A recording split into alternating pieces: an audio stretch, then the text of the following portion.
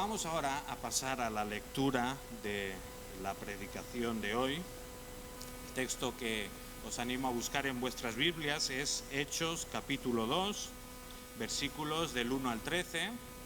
Después nuestros más pequeños podrán subir arriba con sus profesores, pero si les podéis traer el micro aquí delante, por favor. Están por aquí. Hechos capítulo 2, versículos del 1 al 13. Vamos a leerlos y vamos a orar. Hechos 2, del 1 al 13. Cuando llegó el día de Pentecostés, estaban todos unánimes juntos, y de repente vino del cielo un estruendo, como de un viento recio que soplaba, el cual llenó toda la casa donde estaban sentados. Y se les aparecieron lenguas repartidas, como de fuego, asentándose sobre cada uno de ellos. Y fueron todos llenos del Espíritu Santo, y comenzaron a hablar en otras lenguas, según el Espíritu les daba que hablasen. Moraban entonces en Jerusalén judíos, varones piadosos, de todas las naciones bajo el cielo.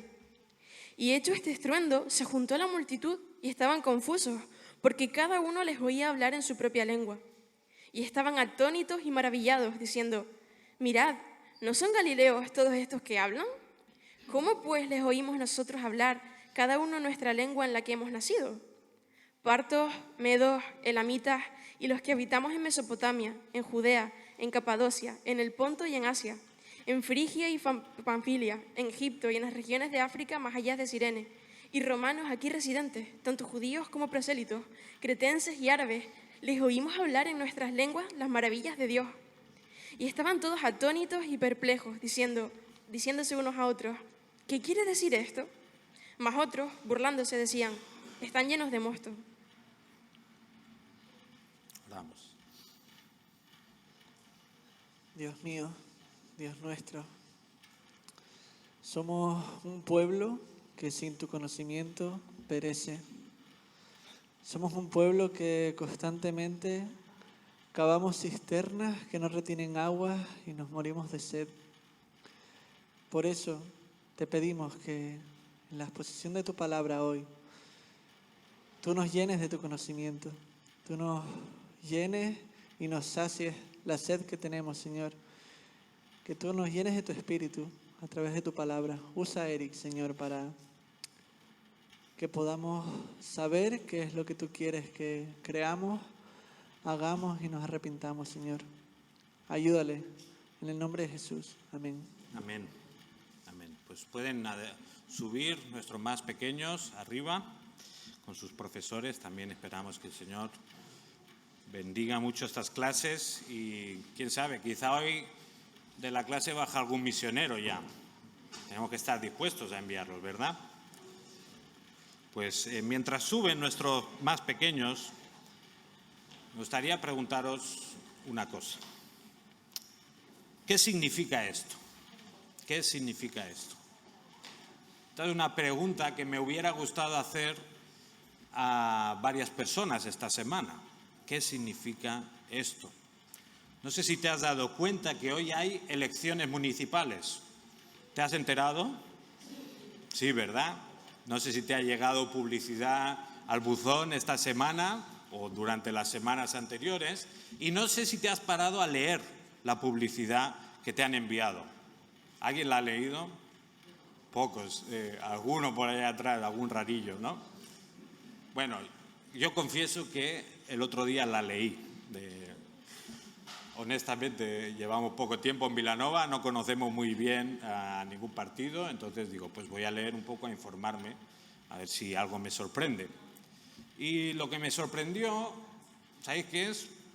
Pues que más o menos todos dicen lo mismo, ¿no? Dicen lo mal que lo han hecho otros y lo bien que lo haríamos nosotros, ¿no? Y realmente, si tú lees el programa, oye, si haces lo que pone aquí, oye, pues viviríamos, no en el cielo, pero casi, ¿verdad?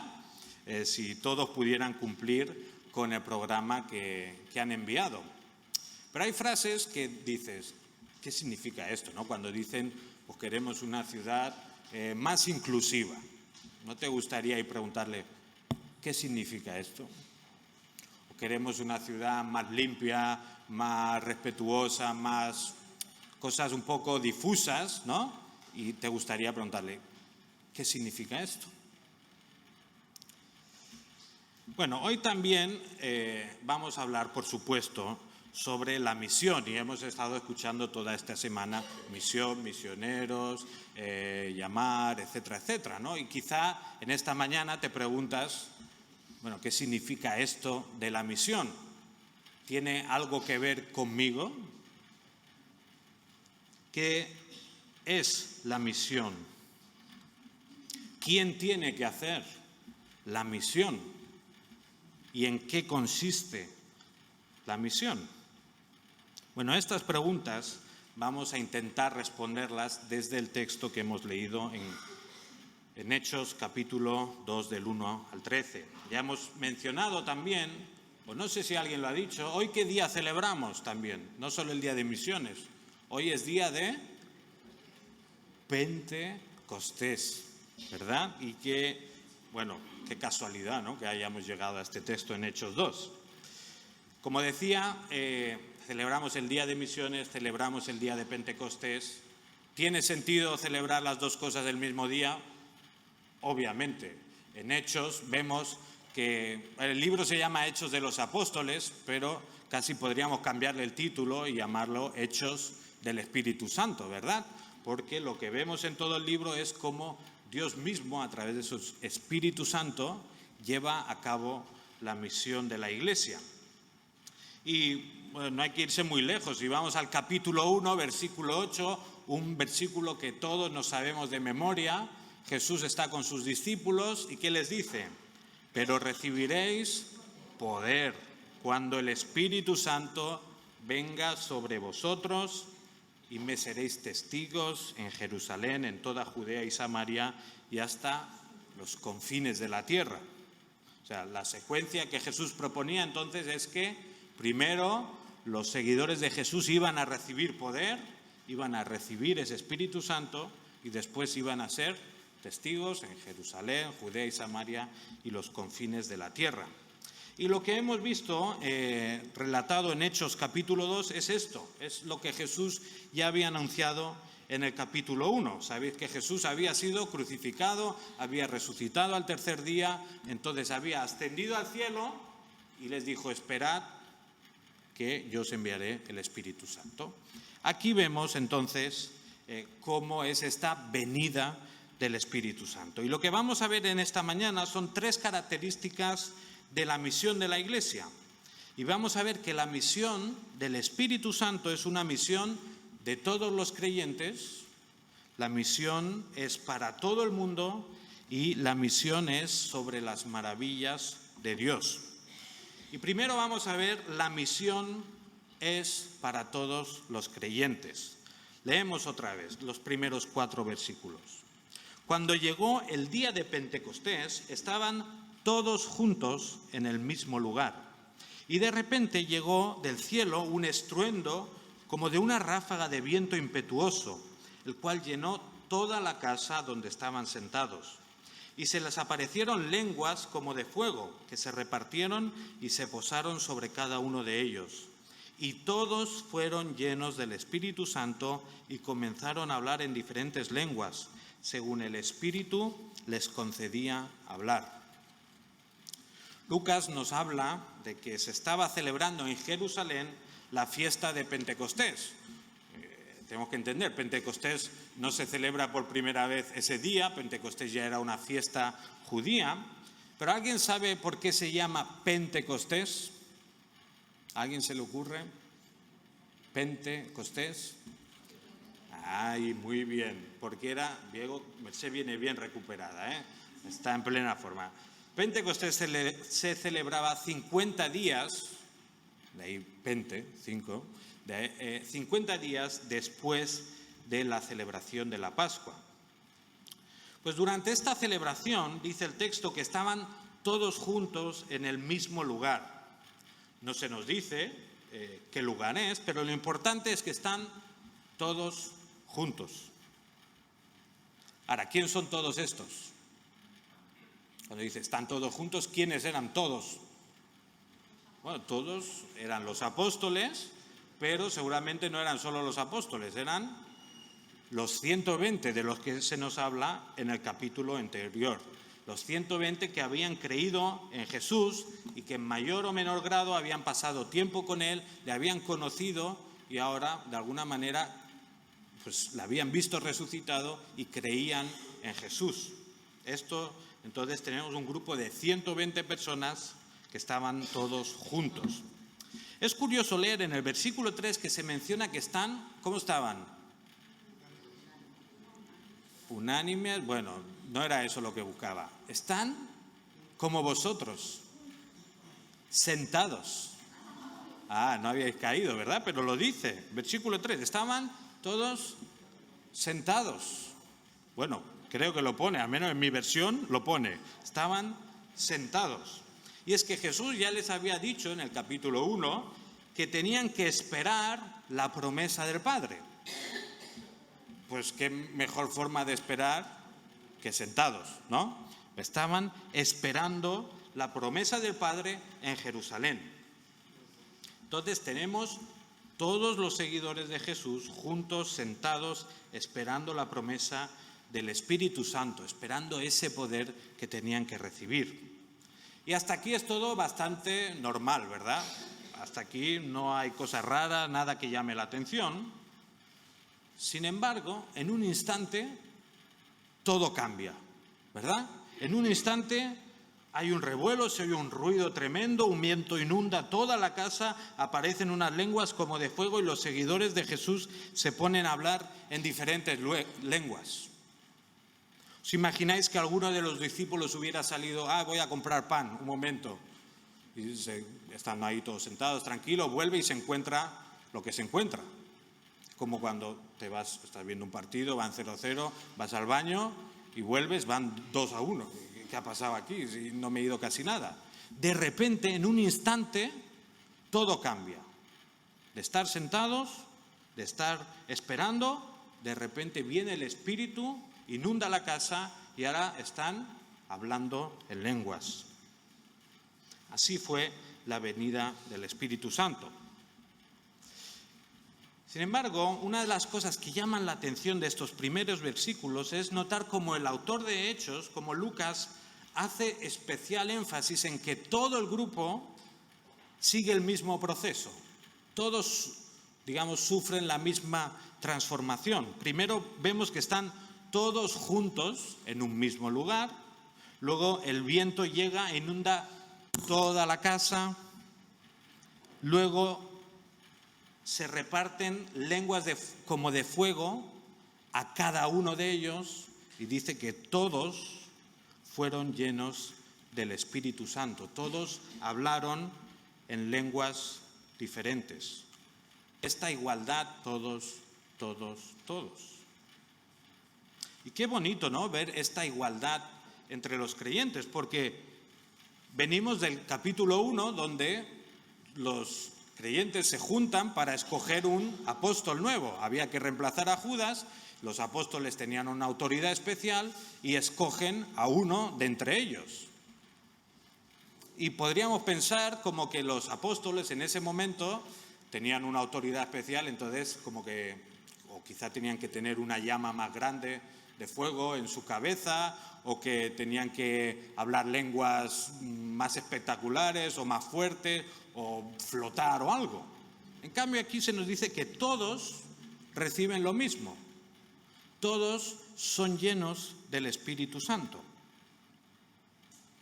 ¿Qué significa esto?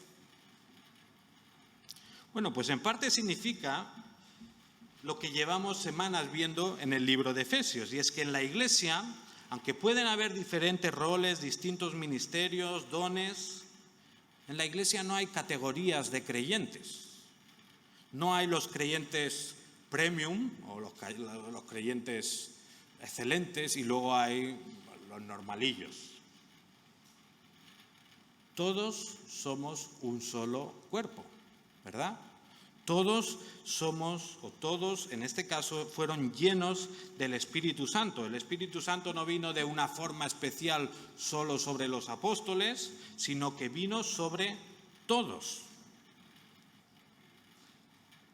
el Espíritu Santo, de igual manera, viene sobre todos los creyentes. Si no tienes el Espíritu Santo, es que no eres creyente y por ende no eres salvo. Pero si has creído en Jesús, si realmente has pasado de muerte a vida y ahora eres hijo de Dios, entonces tienes el Espíritu Santo. No tienes que esperar una segunda bendición o un bautismo especial del Espíritu. Todos los creyentes han recibido el Espíritu Santo. Ahora, si en Hechos 1:8 hemos leído que iban a recibir el Espíritu Santo para ser testigos, ¿qué implica entonces que todos recibieron el Espíritu Santo? Es muy fácil, que todos entonces tenían que ser testigos, ¿no? El Espíritu Santo es para recibir poder y ser testigos, y todos reciben el Espíritu, es lógico. Entonces, todos son llamados a ser testigos. El Espíritu Santo iba a empoderar a todos los creyentes para llevar a cabo la misión. La pregunta entonces es, ¿tienes tú el Espíritu Santo? Si la respuesta es afirmativa, entonces es que tú también estás llamado a testificar o a ser testigo de Jesús. Quizá nos gusta pensar que la misión es como es para los pastores, los ancianos, los misioneros especiales que están en otras partes del mundo. Quizá nos gusta pensar que la misión es para los que han estudiado teología o los que llevan más años. Quizá la misión es para los que tienen más facilidad de hablar, para los que son más guapos, porque así reciben mejores mensajes. Quizá pensamos que la misión es como para ese que no tiene hijos o para ese que tiene más tiempo que yo, que no trabaja ahora.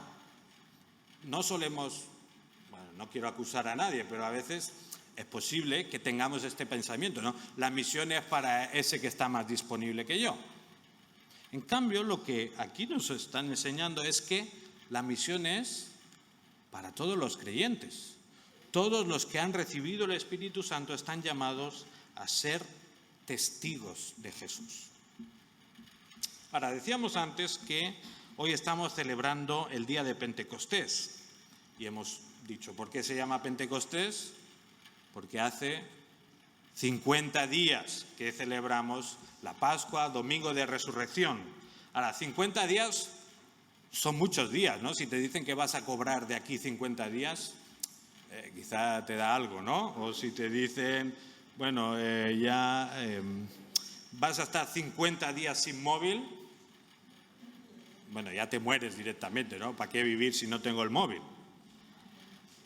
Ahora, una pregunta, 50 días son muchos entonces, ¿no? Una pregunta entonces, desde el Domingo de Resurrección, ¿cuántas veces has testificado de Jesús? Desde esta última Semana Santa, desde ese domingo especial que celebramos, ¿cuántas veces has compartido el Evangelio con alguien?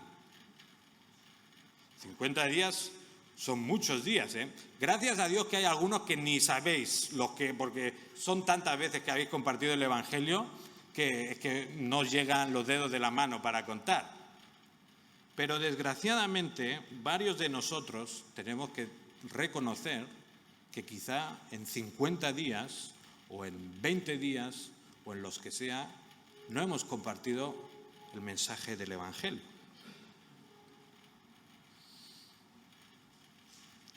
Si el Espíritu Santo es para empoderarnos para la misión, ¿qué estamos haciendo aquí? O sea, si no compartimos el Evangelio con nadie, ¿qué estamos haciendo con nuestra vida?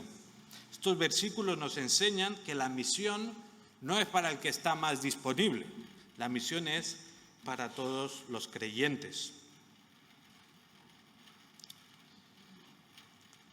Todos los creyentes hemos recibido al Espíritu Santo, por tanto, no importa quizá lo incapaz que te sientas, no importa lo torpe que seas con las palabras, no importa si piensas que eres muy joven, ¿no? Ya cuando sea más grande ya haré la misión, o quizá piensas, no, yo ya soy muy mayor, esto para los jóvenes.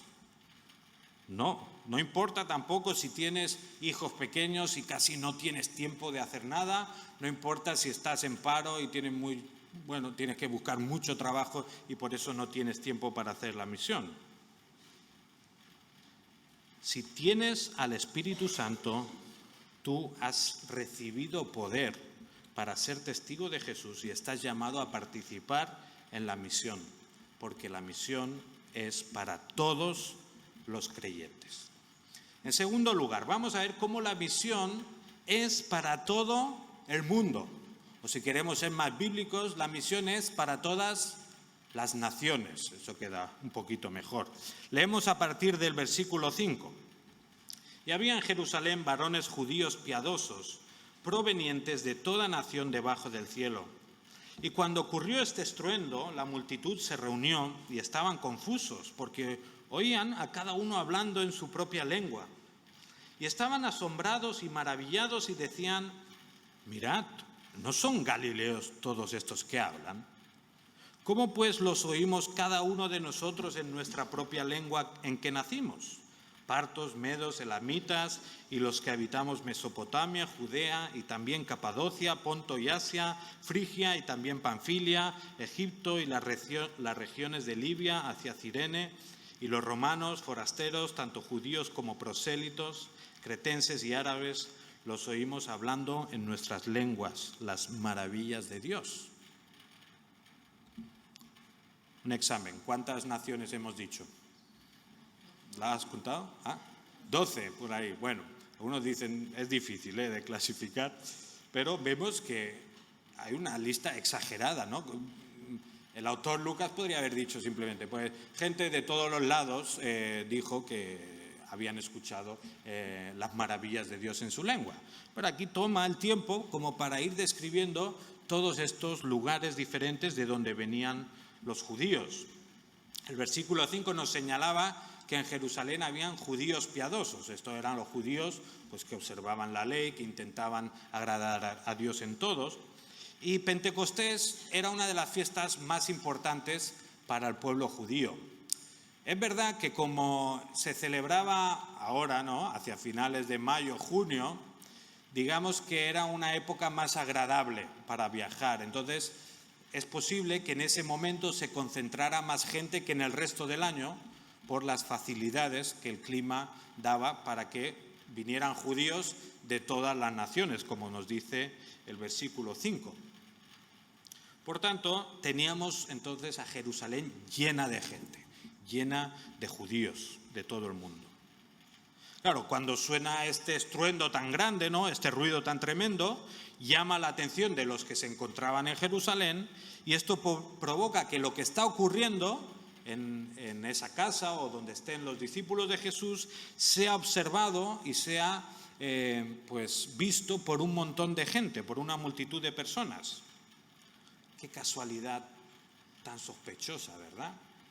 Qué raro, ¿cómo es que justo en ese momento que hay tanta gente de tantos lugares viene el Espíritu Santo, así de golpe, rápido y corriendo? Qué casualidad, ¿no?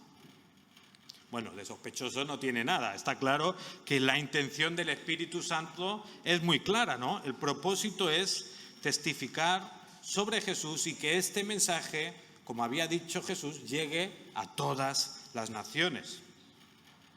El versículo 4 dice que los creyentes empezaron a hablar en lenguas, pero los siguientes versículos nos aclaran que no eran lenguas así como inventadas, ¿no?, o lenguas desconocidas, sino que se trataba de idiomas que se hablaban en otros lugares. Y como hemos visto, ¿no?, una lista larga de lugares: partos, medos, elamitas, Mesopotamia, Egipto, Capadocia, un montón de lugares diferentes, cada uno con su lengua. Y escuchaban. ¿Al milagro dónde estaban? ¿Los que escuchaban o los que hablaban? Los que hablaban. Los que escuchaban no tenían al Espíritu Santo, no tenían quizás don de interpretación de lenguas como alguien podía pensar. El milagro estaba ocurriendo en los que estaban hablando en otra lengua que nunca habían estudiado, que nunca habían aprendido. Eso es un buen don, un don de lenguas que dices, esto no tiene otra explicación que la acción sobrenatural del Espíritu Santo. Claro, ¿qué significaba esto? ¿Qué significaba que nada más viene el Espíritu Santo, los discípulos de Jesús, sus seguidores, empiezan a hablar lenguas diferentes de todo el mundo? ¿Qué significa esto? Pues obviamente que la intención de Dios es que su mensaje se entienda en todo el mundo, que su mensaje llegue a todas las naciones. Ahora, esto tenía que ser algo que chocaba mucho a los judíos de esa época, porque ya sabéis que los judíos eran muy especialitos, por decirlo de alguna manera, ¿no? Y eran ellos y el resto del mundo, o sea, los judíos y los no judíos. Aquí solo hay dos tipos de personas. Y los judíos pues estaban pensando en Israel, el pueblo escogido de Dios, en la tierra prometida, en las promesas de un Mesías, etcétera, etcétera. Pero estaban pensando los judíos, ¿en quién? En ellos mismos. Si vamos a Hechos capítulo 1, versículo 6, vemos que hasta los propios discípulos de Jesús, que llevaban 3 años y pico con él, todavía están pensando de esta manera, porque dicen: Señor, restaurarás en este tiempo el reino de Israel. ¿En qué están pensando los discípulos? Israel, ¿cuándo va a volver a ganar el mundial, digamos? ¿Cuándo va a ser Israel la potencia de este mundo que, digamos, destaque y que pues todo el mundo nos mire a nosotros? ¿Cuándo vas a hacer eso? Jesús, ¿qué les dice? Les medio corrige, ¿no? Porque les dice: recibiréis poder y me seréis testigos en Jerusalén. Vale, ahí vamos bien. En Judea y Samaria, están cerca, no pasa nada. Pero luego les dice: y hasta los confines de la tierra. Claro que Israel iba a ser una parte importante de esta nueva etapa de la historia, pero Jesús empieza a inculcar a sus discípulos, aunque ya llevaba tiempo haciéndolo, que tienen que mirar más allá de sus fronteras, que tienen que empezar a pensar en que su tarea de ser testigos de Jesús les va a llevar a lugares que ni sabían que existían seguramente. El ser testigos de Jesús les va a llevar a pensar en personas y en etnias y en grupos de gente que consideraban quizá que eran como perros o que eran gente pues ahí abandonada por Dios, que no servían para nada. Pensando en esto, tenemos que reconocer que quizá esta forma de pensar de los discípulos también se refleja muchas veces en nosotros. Porque no tendemos nosotros a llevar el Evangelio, si es que lo llevamos, solo a aquellos que son como nosotros, que se parecen a nosotros, que quizás visten igual que nosotros, que tienen el mismo tono de piel. Yo quizás soy muy blanquito, pero no llevamos el Evangelio a los que quizá tienen pues, los mismos trabajos, quizá la gente que es más cómoda llevarle el Evangelio. No solemos pensar en la misión, quizá también mirándonos un poco a nuestro propio ombligo, ¿no? Pensando en nuestra propia iglesia, nuestra propia gente, nuestro propio país, ignorando el llamado a todas las naciones. Por supuesto, y obviamente no está mal llevar el Evangelio a los que son como nosotros. De hecho, esa es la estrategia más lógica para Jesús. Y por eso empieza diciendo: recibiréis poder para ser testigos en Jerusalén, en Judea y Samaria, ¿verdad? O sea, tenemos todos que llevar el Evangelio a los que son como nosotros, a los que viven en nuestra casa, los que trabajan en nuestro entorno, a la gente de nuestro país, de nuestra comunidad autónoma, etcétera, etcétera. Estamos llamados a llevar el Evangelio allí donde estamos. Pero no podemos ignorar que también el llamado de Dios es a llevar el Evangelio fuera de tus fronteras, a personas diferentes, a gente que no se parece en nada a ti, a personas que si las ves de primero te sale, bueno, me voy a otro lado porque es un poco rarita esta persona, ¿no?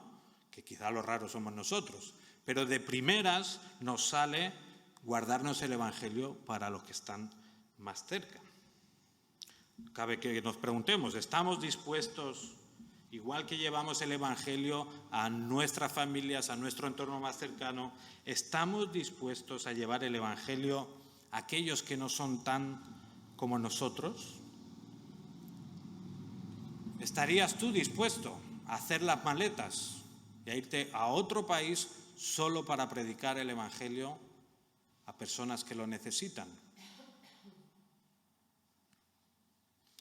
Si el Señor te deja claro que quiere que vayas a Sudán, a Marruecos, a Vietnam, quizás si el Señor te deja claro que vayas a alguno de estos viajes en Albania, Macedonia, en Senegal, ¿estarías dispuesto, cueste lo que cueste, a llevar el Evangelio a otras naciones?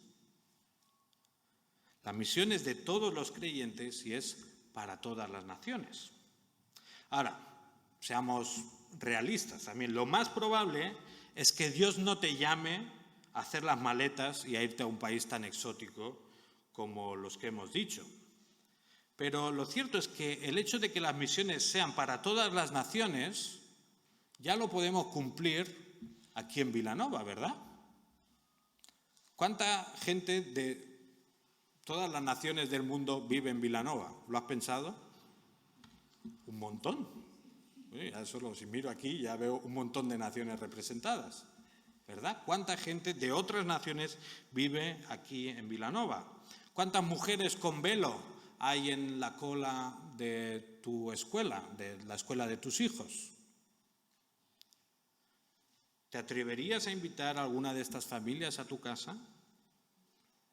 ¿De dónde es la persona que te corta el pelo? Bueno, los que vais a la peluquería, los que no, pues nada. ¿O la persona que te sirve el café en el bar? ¿De dónde es?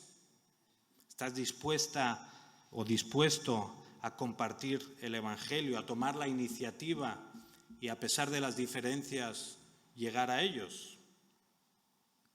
Lo cierto es que aquí en Vilanova tenemos gente pues, de India, Marruecos, Ucrania, creo que hay algún argentino también, me parece, no lo sé, algún chileno también puede ser. Aquí ya Dios nos ha traído las naciones, no tenemos que irlas a buscar, ya las tenemos aquí en la puerta de casa, o sea, más fácil imposible, ¿verdad? ¿Qué más necesitamos para llevar el Evangelio a todas las naciones? También es verdad, y habría que mencionar, que algunos de vosotros ya estáis muy lejos de donde nacisteis, ¿verdad? Algunos de vosotros ya hicisteis las maletas en vuestro tiempo y cruzasteis el charco o habéis viajado kilómetros y kilómetros y ahora os encontráis aquí en Vilanova y la Geltrú.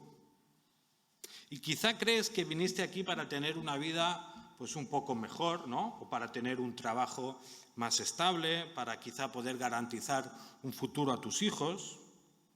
Quizá crees que viniste aquí para no vivir con tanta inseguridad, ¿no? O porque quizá no te gustan las grandes ciudades y preferías algo más tranquilo. Bueno, déjame decirte que al Señor probablemente le importa o no le importa mucho si tienes una vida un poco más cómoda, si ganas un poco más de dinero, si tus hijos tienen un futuro más prometedor. Algo le importa, ¿no? O sea, al Señor le importamos, ¿vale? Pero déjame decirte que probablemente al Señor le importa mucho más lo que puedes hacer para el reino de Dios aquí en Vilanova. Y quizá el Señor no te ha traído aquí a Vilanova para que conozcas el Evangelio, porque ya en tu propio país ya conocías a Dios, pero ¿crees que es posible que Dios te haya traído hasta aquí, hasta este pueblo, para que seas tú el que alcances con el Evangelio a los que están aquí? Podría ser que Dios te ha hecho recorrer miles de kilómetros solo para venir a esta población y que llegues a los que viven aquí. Lo cierto es que hay también muchas Villanuevas en España, ¿verdad? Hay muchas Vilanovas o Villeneuve o Villeneuve no sé qué en otros países, pero el Señor te ha traído ¿a dónde? A Vilanova y la Geltrú, o a Les Roquetas, o a Sant Pere de Ribes, o a Cubellas. El Señor te ha traído aquí. Vengas de Argentina, de Canarias, de Inglaterra, de Chile. Estás en Cataluña no porque tú lo hayas decidido, no porque tú querías, sino porque el Señor ha querido que estés aquí. Por tanto, si te encuentras en esta localidad, ¿no será que quizá el Señor quiere que llegues tú con el Evangelio al pueblo catalán? Por supuesto, aquí vive gente, ya hemos dicho, de todas partes, y estamos llamados a predicar el Evangelio a todo el mundo. Pero quién sabe si estás tú aquí en Vilanova y la Geltrú para llegar al pueblo catalán. El versículo 7 y 8 en Hechos 2 decía que estaban asombrados y maravillados y decían: mirad, ¿no son galileos todos estos que hablan? ¿Cómo pues los oímos cada uno de nosotros en nuestra propia lengua en que nacimos? Los galileos no destacaban por ser un pueblo, digamos, brillante a nivel cultural. De hecho, los galileos parece como que tenían un poco de acento y que incluso podía ser difícil entenderlos en otras partes, ¿no? O en la capital, ¿no? Jerusalén, que era un lugar así quizá más culto. Quizá era incluso difícil entenderlos porque tenían acento, ¿no? Y aquí en España no vamos a hablar de acentos porque tenemos un montón. Lo curioso es que estos galileos, que a veces era difícil entenderlos en su idioma, ¿ahora qué están haciendo? Hablando perfectamente en idiomas que ellos han sido capaces de aprender de ninguna manera. Y lo que llama la atención a estos judíos que vienen de todas partes del mundo es que dice que cada uno de nosotros escuchamos en nuestra propia lengua en que nacimos. Nuestra propia lengua en que nacimos. Ahora, no vamos a negar, obviamente, esto era una obra sobrenatural del Espíritu Santo y el mismo texto dice que hablaban según el Espíritu les concedía hablar. Lo interesante de este pasaje es ver cómo hay algo especial en escuchar el mensaje de Dios, en escuchar el Evangelio en la lengua de tu corazón, digamos, en la lengua en la que tú piensas, en la lengua en la que te han hablado desde pequeño. La pregunta que surge entonces es: ¿crees que tu misión aquí, en Vilanova y la Geltrú, podría ser más efectiva si hablaras la lengua que está en el corazón de aquellos que te rodean? Dicen que Cataluña es dura para el Evangelio, y creo que podemos estar de acuerdo. Seguramente no es más dura que otros países, porque el corazón del ser humano es duro en todas partes. Pero ¿quién es más duro? ¿Los que no quieren escuchar el Evangelio o los que no quieren aprender otro idioma para compartir el Evangelio?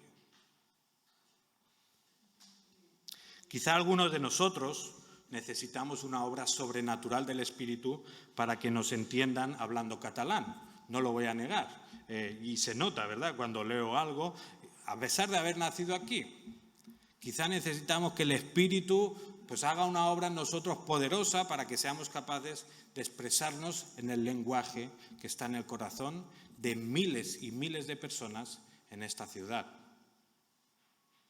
Ahora, quizá no necesitamos una obra sobrenatural del Espíritu y lo único que necesitamos es un poco de esfuerzo, un cursillo, perder la vergüenza. ¿Estamos dispuestos a hacer este esfuerzo? Primera de Corintios 9, Pablo dice: porque aunque soy libre de todos me he hecho esclavo para ganar a mayor número. A los judíos me hice como judío para ganar a los judíos. A los que están bajo la ley como bajo la ley, aunque yo no estoy bajo la ley, para ganar a los que están bajo la ley.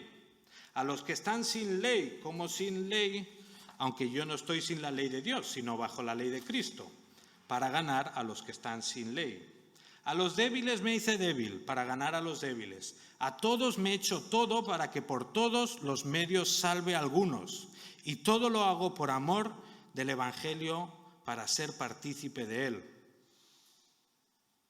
¿Podemos nosotros compartir este celo evangelizador de Pablo y hacernos todos de todos para salvar a algunos? ¿Podemos hacer ese esfuerzo? La misión es de todos los creyentes, pero la misión es también para todo el mundo y para todas las naciones. Vamos al último punto y vemos que la misión es sobre las maravillas de Dios.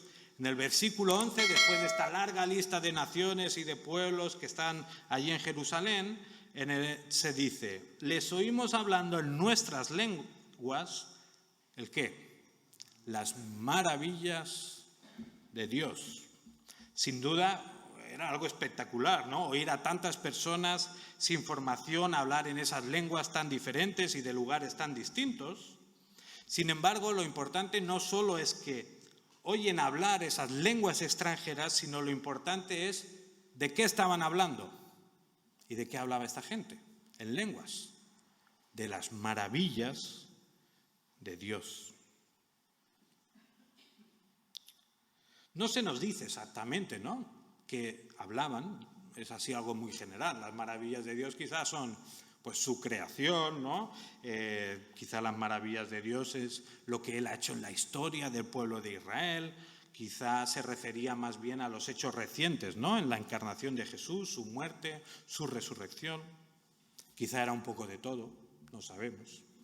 Ahora, podemos intuir por otros pasajes en la Escritura que si estaban hablando impulsados por el Espíritu Santo, entonces estarían hablando de alguna forma de Jesús. En Juan 16, 14, Jesús está hablando sobre el Espíritu Santo y dice, Él me glorificará, porque tomará de lo mío y os lo hará saber. De alguna manera, el trabajo del Espíritu Santo consiste en dirigir la atención de todo el mundo hacia Jesús. El Espíritu Santo glorifica a Jesús, provoca que las personas nos orientemos hacia Él, que reconozcamos su gloria y que le adoremos. Ese es el trabajo del Espíritu Santo. Y si seguimos leyendo en Hechos 2, a partir del versículo 14 en adelante, vemos que Pedro, que está lleno del Espíritu Santo, se pone a hacer el primer sermón de la historia de la Iglesia. Y es bonito, ¿verdad? Y qué corto, ¿no? En 2 minutos lo tienes leído. Ojalá predicáramos también aquí, ¿no? Pero Pedro, lleno del Espíritu Santo, se levanta, empieza a predicar y su mensaje acaba de la siguiente manera, versículo 36. Sepa pues con certeza toda la casa de Israel que a este Jesús, a quien vosotros crucificasteis, Dios le ha hecho Señor y Cristo. Qué diplomático, ¿eh? Señor Pedro, vosotros le crucificasteis y a este Dios le ha hecho Señor y Cristo. ¿De qué habla un predicador lleno del Espíritu Santo como Pedro? De Jesús, de las maravillas de Dios que se cristalizan en Jesús. La misión que se nos ha encomendado entonces no es la de entretener al mundo, quizá con música o con actividades interesantes, con conferencias chulas. La misión que se nos ha encomendado no consiste en alimentar al pobre, vestir al desnudo. Por supuesto que tenemos que hacer todas estas cosas, pero estas cosas no son el centro de la misión. Jesús había dicho, me seréis testigos, es decir, seréis testigos de mí, de quien yo soy y de lo que yo he hecho. Por tanto, tenemos que tener claro que la misión es sobre las maravillas de Dios, es decir, sobre Jesús y sobre su obra, sobre su persona y sobre su obra. Ahora, en el versículo 12, vemos que los que estaban presentes en ese evento se hacen una pregunta, que es la pregunta que llevamos haciendo todo el rato, y estaban todos asombrados y perplejos, diciéndose unos a otros, ¿qué significa esto? Fijaos, entendían lo que estaban diciendo, o sea, entendían las palabras de la gente, lo que no entendían qué era, lo que estaba pasando. ¿Qué significa esto? ¿Qué está pasando en estos momentos? ¿Qué explicación tiene todo esto? Pues si volvemos al sermón de Pedro, nos damos cuenta que Pedro da una respuesta y dice, bueno, esto que está pasando no es que estén borrachos, no es que estén llenos de mosto, sino lo que está pasando es que lo que había profetizado el profeta Joel, ¿verdad? Que había dicho que Dios iba a derramar su espíritu sobre toda carne, Él iba a derramar su espíritu sobre su pueblo. Y eso es lo que está pasando en Hechos 2. Sin embargo, aunque entendamos eso, ¿no?, que lo que estaba pasando es que el Espíritu Santo había venido y había descendido, la pregunta sigue igual. ¿Qué significa esto? ¿Por qué el Espíritu Santo es derramado sobre el pueblo de Dios y por qué la primera señal que evidencia este derramamiento del Espíritu es que hablaban en muchas lenguas diferentes? Bueno, si pensamos un poco más profundamente en este texto y lo vemos a la luz de todo el mensaje de la Biblia, nos daremos cuenta de que las maravillas de Dios son mucho más asombrosas de lo que nos podíamos imaginar. ¿A alguien le suena otra historia donde se habla de lenguas, se habla de naciones, de confusión, de descender? ¡Qué listos sois! Yo pensaba que hubiera un poco de misterio. La Torre de Babel. ¿Y dónde está esa historia? Génesis capítulo 11. Muy bien. Génesis capítulo 11. Ahora, ¿tenéis la historia en mente? ¿Os acordáis de esta historia? Si la miramos, nos daremos cuenta que tiene mucha relación con lo que estamos hablando hoy de Pentecostés. Porque, fijaos, versículo Génesis 11, 1 y 2. Dice, toda la tierra hablaba la misma lengua y las mismas palabras. Y aconteció que según iban hacia el oriente hallaron una llanura en la tierra de Sinar y se establecieron allí. O sea, que vemos la humanidad, todos juntos, hablando el mismo idioma y en un mismo lugar. Después del diluvio, digamos, la humanidad disfruta, entre comillas, de algún tipo de unidad. Todos hablan la misma lengua y digamos que también tienen un proyecto en común. Versículo 4 dice, y dijeron, vamos, edifiquémonos una ciudad y una torre cuya cúspide llegue hasta los cielos y hagámonos un nombre famoso para que no seamos dispersados sobre la faz de toda la tierra. O sea, los planes del proyecto del ser humano en ese momento es, vamos a hacer una torre bien grande para gloriarnos en nosotros mismos, para ver lo fuerte que somos, para que, bueno, pues tengamos un nombre importante que llegue hasta los cielos y que, sobre todo, que no seamos dispersados por toda la tierra. Fijaos, el proyecto del ser humano. Ahora, ¿qué dice Dios? Ni hablar del asunto, ¿no? Versículo 5. Y el Señor descendió para ver la ciudad y la torre que habían edificado los hijos de los hombres. Y dijo el Señor, he aquí son un solo pueblo y todos ellos tienen la misma lengua. Y esto es lo que han comenzado a hacer y ahora nada de lo que se propongan hacer les será imposible. Vamos, bajemos y allí confundamos su lengua para que nadie entienda el lenguaje del otro. Así los dispersó el Señor desde allí sobre la faz de toda la tierra y dejaron de edificar la ciudad. Por eso fue llamada Babel, porque allí confundió el Señor la lengua de toda la tierra y de allí los dispersó el Señor sobre la faz de toda la tierra. ¿Qué vemos en Génesis 11? El ser humano buscando su propia gloria, el ser humano buscando destacar, dando rienda suelta a su orgullo. Pero Dios desciende, confunde sus lenguas para que no se entiendan y para que fracasen en su proyecto de autobombo. Y de allí Dios los dispersa por toda la faz de la tierra.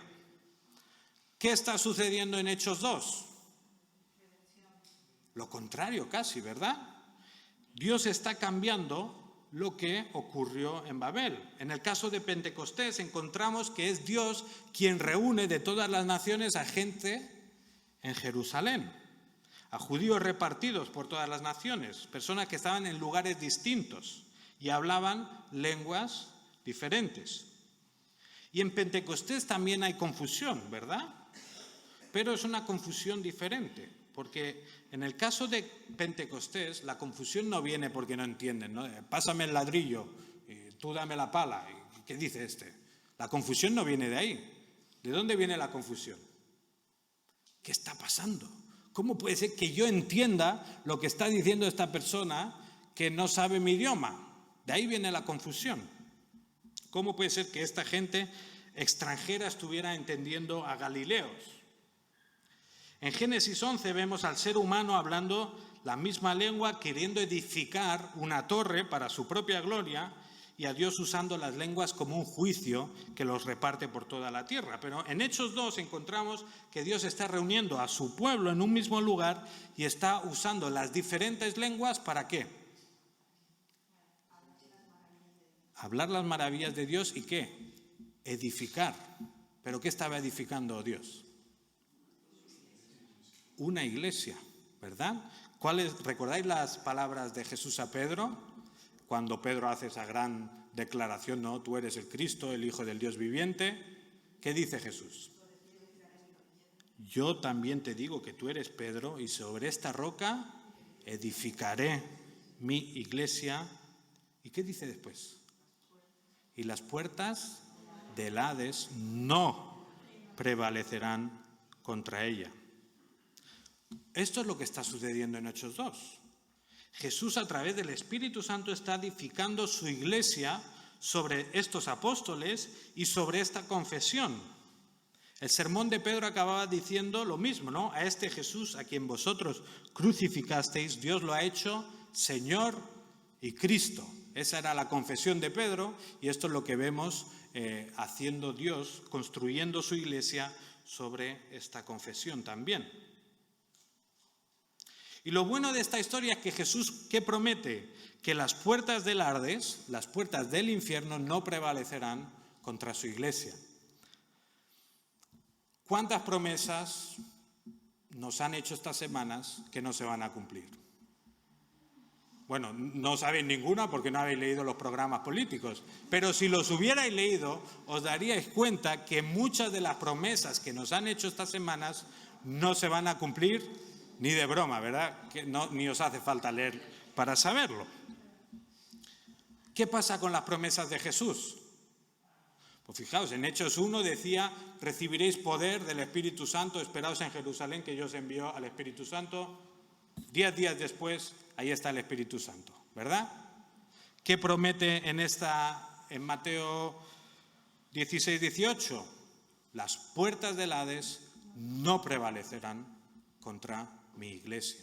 O sea, tenemos la promesa de Jesús, alguien en quien podemos confiar que su iglesia avanzará, que su iglesia conquistará el terreno, que las personas que nos rodean y están perdidas y pertenecen de alguna manera al enemigo, que todavía rechazan a Dios, de alguna manera serán de Dios.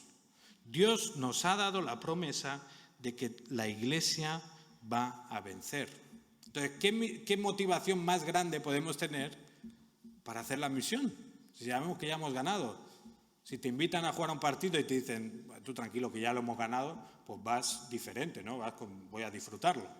Si te dicen que lo vas a perder, pues no. Dios nos dice, la iglesia va a vencer. Te animo, entonces, en el día de hoy, a que consideres que la misión de Dios es para ti. La misión de Dios no es para el que tienes al lado o el que tiene más tiempo. La misión de Dios es para todos los creyentes. ¿Y el propósito de Dios cuál era? ¿Qué pasa después de Génesis 11, Génesis 12? ¿Y ahí qué promesa le hace a Abraham? A través de ti bendeciré a todas las naciones de la tierra. Ahora, nuestra misión, de alguna manera, no es bendecir a todas las naciones de la tierra, sino decirles que ya han sido bendecidas, ¿verdad? Porque la bendición más grande que todos hemos podido recibir, ¿qué es? El perdón de nuestros pecados. Que lo que nos separaba de Dios, lo que nos impedía tener una relación con Dios, ya está. Ya Jesús se ha encargado de ello. Entonces, nuestro trabajo como iglesia, tu trabajo como creyente, es esparcir este mensaje. Y decirle al mundo que gracias a que Jesús se sacrificó en una cruz por nosotros, tomó nuestro castigo, ahora nosotros podemos tener libertad y vida eterna con Él. Así que te animo en esta mañana a que no te olvides de esto. No te olvides que la misión de Dios es para ti, o sea, que la tienes que hacer tú, la tengo que hacer yo, la hacemos juntos como iglesia. La misión de Dios es para todas las naciones y la misión de Dios es sobre las maravillas de Dios. Vamos, entonces, a responder a Dios con nuestras oraciones. Vamos a pedirle que Él nos ayude a hacer esta misión, que nos dé valentía, que nos dé fuerza y que nos dé mucha sabiduría. Así que, por favor, ahora responde al Señor en oración.